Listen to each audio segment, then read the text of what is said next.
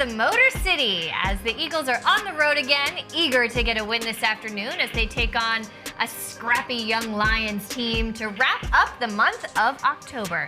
Happy Halloween, everybody. Glad to have you with us here on the Kickoff Show presented by Axalta. Amy Campbell, as always, joined by Fran Duffy, and today Dave Spadero joining us at the top of the show. Nice to be with you guys. Nice to have you in studio, Dave. So we have two young teams, two teams going through a transition, both not having the season they expected, but playing with a lot of heart, a lot of energy. It should make for an interesting matchup. Yeah, and I think everybody recognizes that Detroit is a good football team that has not been able to put everything together for 60 minutes, and we experience that here in Philadelphia at times too. Interesting game, second game in a row for the Eagles away from Philadelphia. Tough week here at the NovaCare Complex following last week's loss in Las Vegas. Let's see how the Eagles respond today. Yeah, Detroit is not going to be easy. You mentioned you took Baltimore down to the wire, took an NFL record game-winning field goal with some penalties that could have been called there at the end of upset Baltimore, San Francisco, the LA Rams, a couple of other teams mixed in there that they took right down to the wire. Yeah, Nick Sirianni saying Detroit much better than their record, and we're going to see that today as we take a look at Jalen Hurts getting warmed up for today's matchup. What Nick Sirianni has said he wants to continue to see from his quarterback, more consistency. There's been some really nice moments there, but again, more consistency from his quarterback, from the entire team across the board. Dave, last week we saw Jalen Hurts a little bit more under center than we have seen so far this season. What did that do to the offense? Yeah, look, it gives a different look to the defense. It certainly sets you up in the run game for the play-action game. The Eagles used that Hurts under center alignment 5 times on the first drive. They drove right down the field. It was a terrific performance, one of the best drives of the season. But then what happens after that? That's really been the mystery with this Eagles offense. So last week it was Miles Sanders gets hurt. Kenny Gainwell steps into the mix. That drive ends. Then they have another drive where they're running the football again. Then they have a penalty and a sack, and that drive's over. Yep. And then right before halftime, Gainwell fumbles on the first down play, a handoff, by the way. And the Raiders recover and convert that into a field goal at 17-7. And then you're kind of playing from catch-up because you start the second half with the onside kick, and the Raiders recover it and score a touchdown. So then it's 24-7. So then you're out of any real balance that you have. But certainly Nick would like to have balance in this offense. More than anything, he wants consistency in the offense. Fran, 3 times this year, the Eagles have opened games with touchdown drives. And then there's a dry spell, and you're left playing catch-up. It's just not a formula the Eagles want to play with. No question. It's something we've talked about a lot here on game days, whether it's post-game show or the kickoff show, is the youth the Eagles have on offense, and that's going to lead to some inconsistency. And one of the things I'll be watching early on in this game, we saw a lot of Kenny Gainwell here so far in warm-ups. I'm very, very interested to see what this running back rotation looks like early. Will Gainwell have a more expanded role with Miles Sanders out of the lineup, or will we see it kind of be a committee approach with Jordan Howard, we see there, number 24, with Boston Scott mixed in? I'm very, very interested to see what this running back rotation looks like in these first 2, 3, 4 drives. Yeah, and hearkening back to something I said last week, Eagles have had 1 lead at halftime this year, and that was against Atlanta, and that was a 60-minute performance. That is the goal.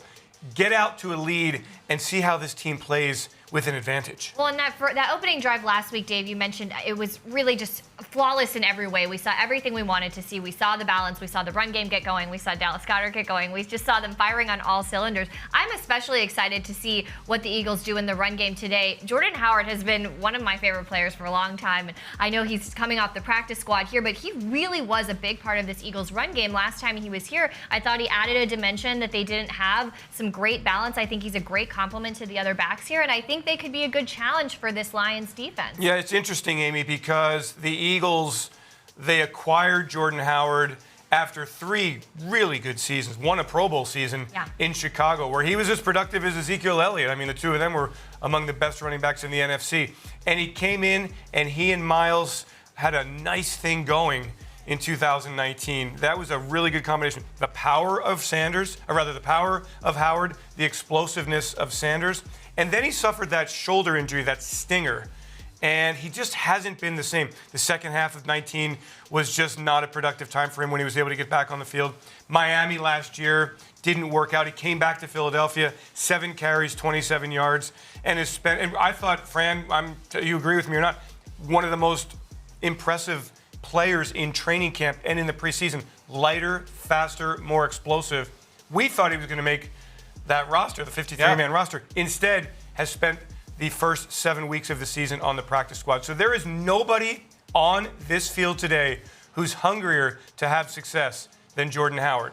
Yeah, I'm excited. I'm excited to see it. Of course, we're looking at the Eagles' first-round draft pick here, Devontae Smith, continuing to have a great rookie season. Let's take a look at the offensive starters here today for the Eagles. The chess pieces that Nick Sirianni has as he attempts to challenge this Lions defense. A Lions defense with a lot of talent, but definitely some weak points. They've really struggled in the secondary. They're banged up there, Fran. Talk to me about that matchup, the Eagles on the outside versus the Lions secondary. They've never really been able to fulfill the shoes left behind by one Darius Slay. Yeah, I mean, they drafted Jeff Okudah in the first round in the top 5 a year ago, and after some inconsistencies as a rookie, gets injured, tore his Achilles, I believe, very early this season. So they've had to rely on 2 undrafted free agents, A.J. Parker in the slot and then Jerry Jacobs on the outside. Well, A.J. Parker is out for today's game, and so they are on their 5th corner. You've got a former Penn State corner, Amani Oruwariye, on the outside. He's been their leader with interceptions right now, but they're really trying to mix things up from a coverage standpoint. They're not going to beat you with the Jimmy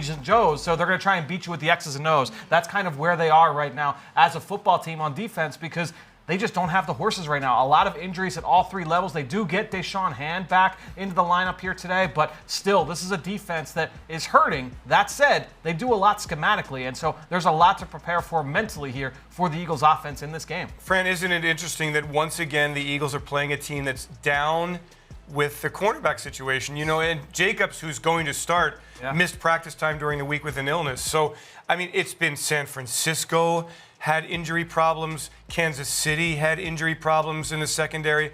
Last week, the Raiders had injury problems in the secondary. Eagles looking to take advantage of that today. I would expect, I know everybody out there, hey, run, do that.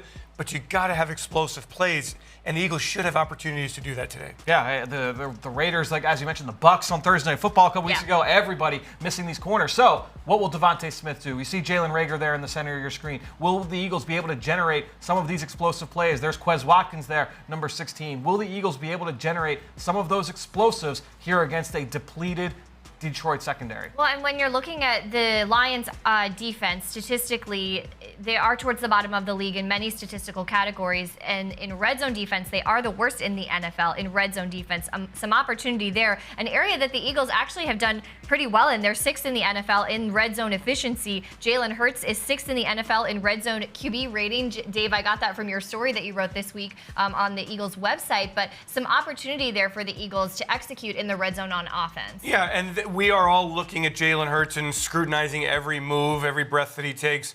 And when you say, hey, where's he improved? Well, the red zone is a very definitive area. With his multi-dimensional skills, he's accounted for 14 touchdowns. He's 6th in the NFL among quarterbacks in touchdown efficiency in the red zone, in his performance. So he's been good, and the Eagles need to take advantage and put 6 points on the board when they are in the red zone today. Get a lead on this team and put them away. Don't let the Lions hang around with field goals. And that's the thing, is that even if you don't get off to that fast start, the Lions, they've been a team that has been able to get off to fast starts. You've got to stay in this game. You've got to continue to fight and claw. And that's what we've seen from this Eagles team on both sides, is that they will take you into the fourth quarter. They will keep fighting. But in this game, even if you don't get that fast start, you've got to be able to bounce back on both sides of the football. I'll be looking for how the team fights today against a very feisty Detroit Lions team. Feisty is the word. I totally feel that. Let's take a look at the defensive starters and we start to break down the challenge for them today. And of course, we saw Avonte Maddox, we saw Darius Slay. Avonte Maddox, this is a really special game for him because he's going to be coming home to Detroit. He's going to have family there. This is his first game that he'll be playing at Ford Field since he's been in the NFL, but he's played there before when he was in high school. As we talk about the challenge for this Eagles defense going up against a Lions offense, look, we know quarterback Jared Goff, it's his first year in Detroit. He's known to turn the ball over. He's had some struggles with ball security this season, and then the offense really runs through DeAndre Swift. He does it all. He's kind of their like Alvin Kamara type, but it really runs through him. A lot of pressure on the Eagles defense in all facets of the defense to stop this guy, Dave. Yeah, the Lions are not a team that's going to push the football down the field with Goff, with a receiving core that really has not been what they hoped it would be. They've had some injuries there as well. So they try to move it. They matriculate the ball up the field. They do the short and intermediate passing game. They get the ball to Swift a lot. The St. Joe's prep product leads NFL running backs in receptions and receiving yards. Now, talk about the injuries. He's had a groin injury all week and really all the season. Hasn't really hurt his effectiveness too much. But the Lions without Jamal Williams today, their power running back. So to me, Fran and Amy, the Eagles, if you're Jonathan Gannon, you're focusing on Swift, you're focusing on their tight end TJ Hawkinson, and on Khalif Raymond.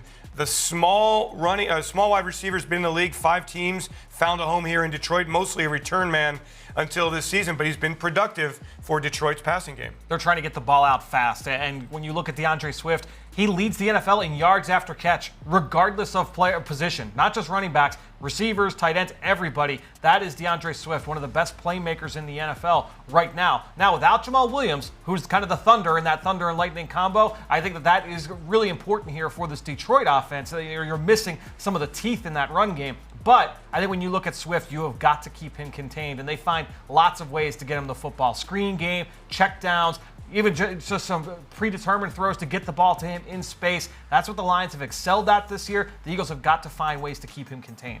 Yeah, and Fran, how do you do it? Isn't that a burden on your linebackers? Yeah. You're going to bring an extra, you're going to play nickel back, dime back as well? I mean, what do you do if you're Jonathan? What kind of options do you have? Yeah, I think schematically there are some things that they can do from a coverage standpoint. We could talk a little bit about that a little bit later in the show. But I think when you look at it there are a lot of different tools to try and negate a running back. Maybe you'll play a little bit more man. Maybe you'll use the defensive ends. We talk all the time about running backs chipping in protection to help out offensive tackles. Well, defensive linemen can chip running backs on their way out into the route as well. And so maybe the Eagles try and do that in this game. I will be very interested to see what the approach is because, again, the Eagles have faced some downfield passing attacks with the Kansas City Chiefs and the Dallas Cowboys, the Raiders, the Bucks, teams that like to push the ball downfield. This is the antithesis of that. The Detroit Lions do everything they can to not push the ball down the field. And so I don't know that the emphasis will be to have those safeties super, super deep and the corners super, super deep. We'll see what the emphasis here is in this game because they have to try and contain the quick passing game of the Lions. And it's important to note the inactive list includes Eric Wilson, who's been a starting linebacker for the Eagles. Kayvon Wallace is up. Anthony Harris, as we expected, down. So, yeah, some personnel changes. We'll see if there's philosophical changes as well. Well, and look, the coaching staff this week, Nick Sirianni, Jonathan Gannon, they've talked about wanting the defense to contest a little bit more, to affect the quarterback a little bit more. They don't want to see as many completions as they allowed last week, that high completion percentage in Las Vegas. They want to be affecting the quarterback a little more. And there's opportunity against Jared Goff, especially because the offensive line has really struggled to protect him, to get the run game going. Of course, Swift has been amazing this season, but they've had a lot of injuries to, a lot of talent when the season started, but a lot of injuries to that offensive line. Well, yeah, Taylor Decker's been out, their right tackle, I believe. Yep. Their center, Frank Ragnow, has been out. He's really the linchpin of that offensive line. So, they've got Big V, our Big V, who started the Super Bowl 52 at left tackle, is playing right guard for them. They've got a local kid, Jonah Jackson, who was one of the players that the Lions used the draft picks acquired from the Darius Slay trade. They used that on one of them on Jonah Jackson, who's a local kid from Delaware County, from media. And so, Fran, it's a work in progress. I think these are two teams where, honestly, it is all a work in progress. And you kind of want to just step back and say, what is this going to look like at the end of the season? I think today's one of those games where you kind of not a defining moment, but certainly a moment where both teams are going, hey, we really need to show what we've got today. Yeah, what was one of the key words we heard from Nick Sirianni and from Jonathan Gannon this week was challenge. Amy, you alluded to it earlier. Find ways to challenge the opposing offense, limit the completion percentage, try and make the quarterback feel that defense throughout the course of the pre-snap phase, and then as soon as the ball is snapped. That doesn't just mean blitz, blitz, blitz, blitz, blitz, but you could do lots of things from a disguise standpoint, from changing up the look. So I am very, very intrigued to see what the defense looks like if they're a little bit more aggressive from that standpoint here this afternoon. Why is Jared Goff took the Rams to the Super Bowl a couple years ago, quality player, first pick in the 2016 NFL draft, somebody the Eagles liked a lot along with Carson Wentz.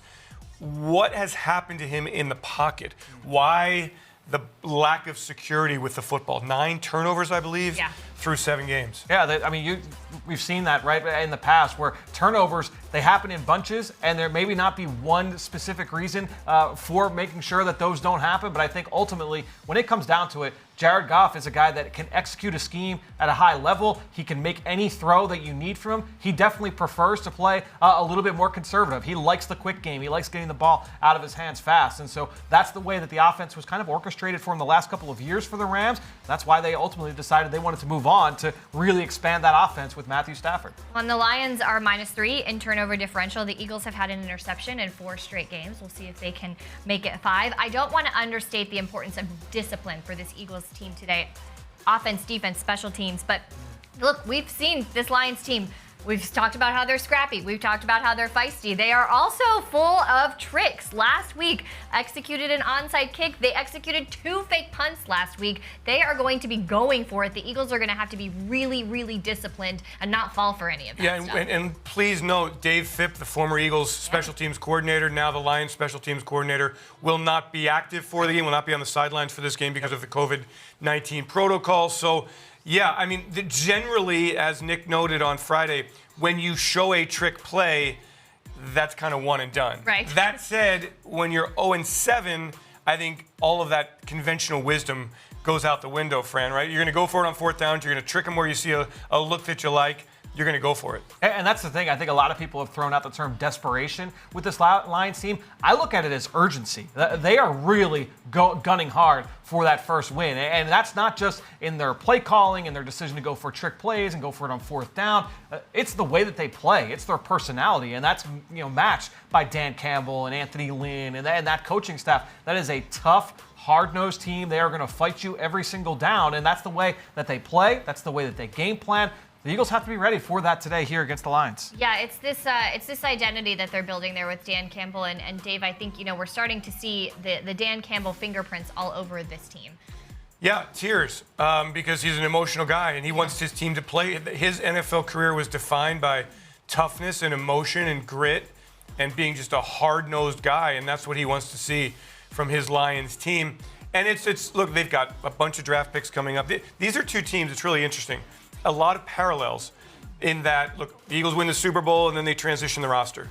Then you build up all of I thought the Joe Flacco trade this week was brilliant. To get a pick for Joe Flacco, to 11 draft picks for the Eagles next season, 4 very high, potentially 3 in the first round. Same thing with the Lions. They've got multiple first-round picks next year, so they're putting pieces in place, and then they know they still have to add some pieces. I think that's kind of where both teams are. And of course, with the Joe Flacco trade, Gardner Minshew now the backup quarterback for the Eagles today. As always, we thank PA Lottery for bringing us those warm-ups. Dave, we talked about a lot of the things to watch in today's game, but for you, what really is the story of today's matchup for the Eagles? I mean, we watch everything, but I want to watch the offense. The offense, 3 drives to open games, touchdown drives, looking great out of the gate, and then they just haven't been able to sustain it. So that's what I want to see today. The offense sustain success. And that means when you get into a 3rd down situation, keep it 3rd and short. Don't jump early. Don't put yourself in a hole. Play ahead of the sticks. Convert. Keep drives alive. Keep it balanced.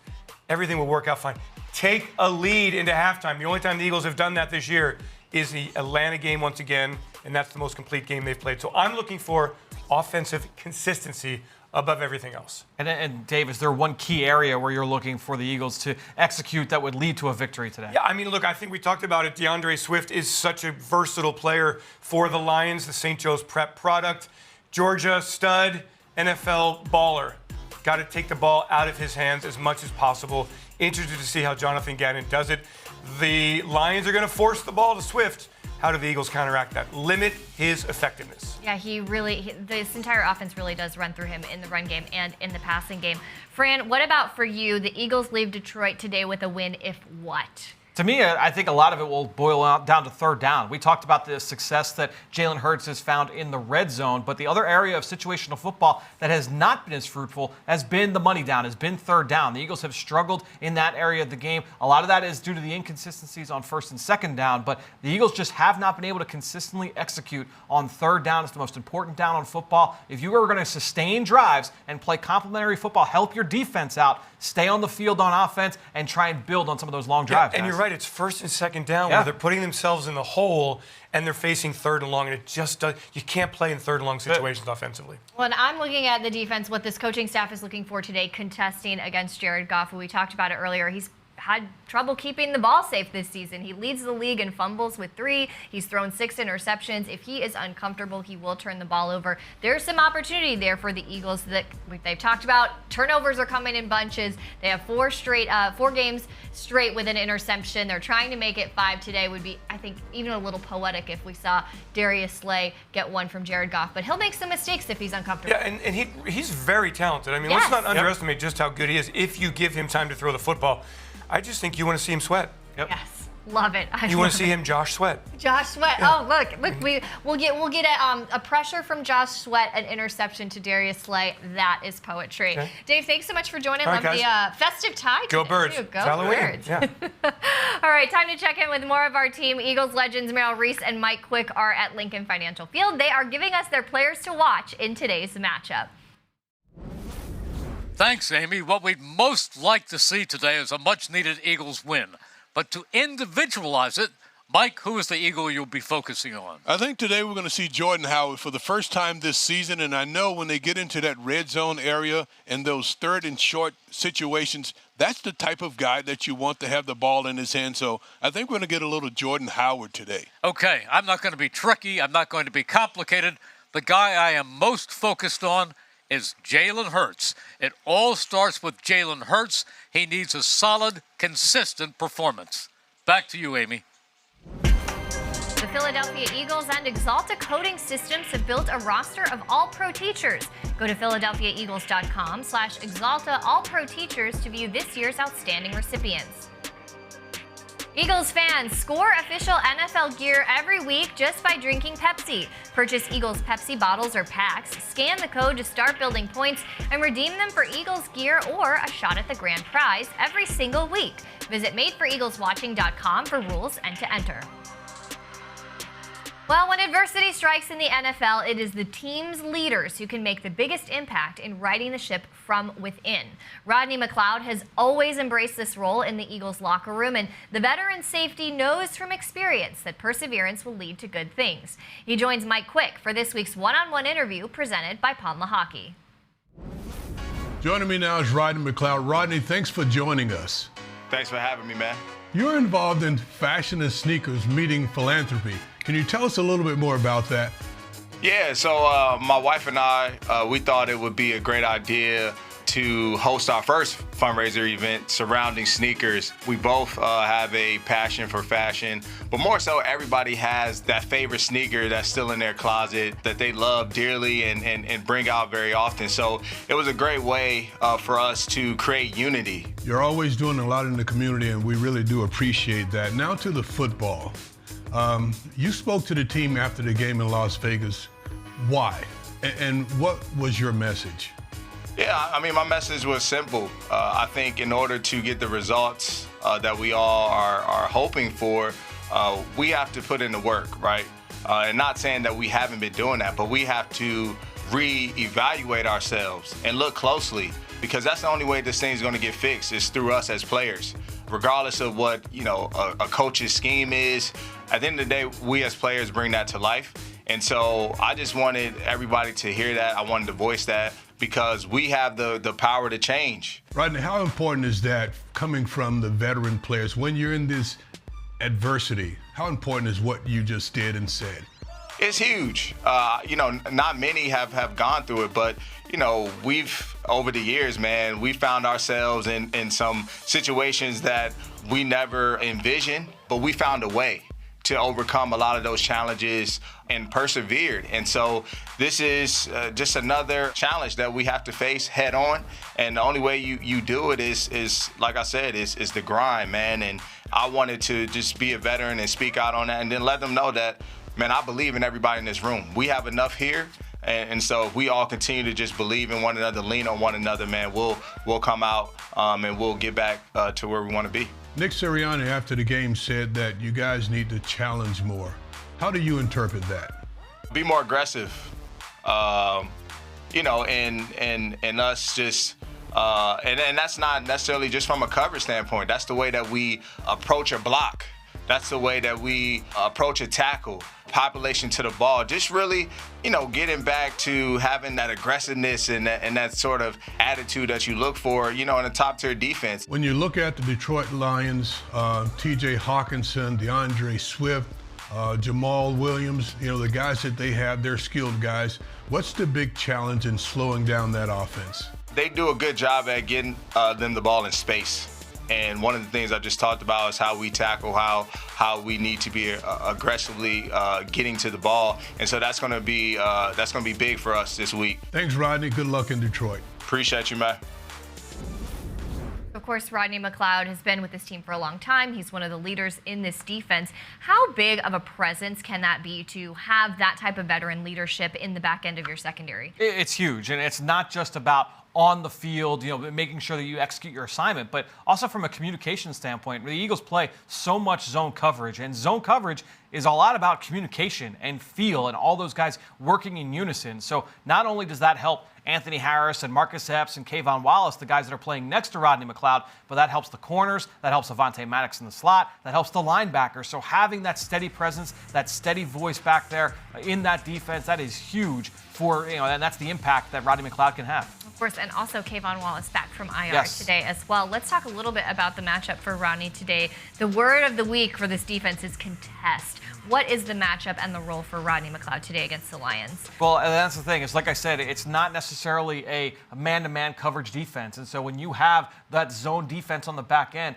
it's not going to just be, Rodney McLeod matched up with T.J. Hawkinson. It's going to be that entire secondary trying to match up with the receivers, the tight ends, the running back, DeAndre Swift. Everybody is going to be used to try and corral all the playmakers on that offensive side of the football for Detroit. Well, and if you're playing Eagles Lions bingo at home today, DeAndre Swift maybe should be the middle, the word that we're saying a lot today. A lot of this offense is going to run through him. How can the Eagles go about stopping him? This is your Rico extra point. That's right. And so we talked a little bit about it earlier that there are some things that the Eagles can do from a coverage standpoint. I'll get into that now. I think when you look at the way that the Eagles have built this defense, we know they are a two-high defense. That means they play the two safeties deep down the field, a lot of zone coverage. Here you see cover four, meaning you have four defenders playing deep, the corners dropping back. And a lot of what you see from the Eagles underneath, from the corners and from the linebackers and the nickel corner, is that when the offense sends receivers vertically, well, you're going to have those underneath defenders